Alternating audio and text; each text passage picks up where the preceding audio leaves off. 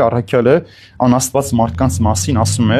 չէ, Պողոս Առաքյալը, որ երևութապես նրանք աստվածապաշտ են, բայց իրականում Աստծո զորությունից շատ հեռու են։ Այսինքն, երբ որ մեկը արտաքին կողմը պահում է, որ մարդիկ տեսնեն, որ ինքը հավատացյալ է, քրիստոնյա, բայց ինքը թաքուն տեղերում այդ զորությունից հեռու է, ինչ է լինում այդ մարդու կյանքի մեջ, այդ մարդը ինքը զրկվում է Աստծո բոլոր տեսակի շնորհներից։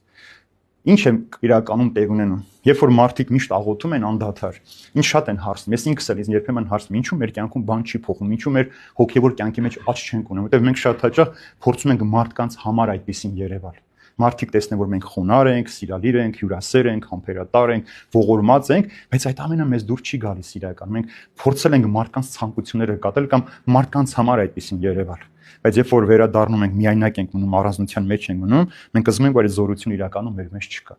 Մենք աղոթում ենք, ներկայ ենք եւ ինչպես Աստված է ասում Թագավորաց գրքի մեջ, ասում է ես չեմ ուզում այդ ժողովրդի Աստվածը լինել, որովհետեւ նրանք ինձ շուրջ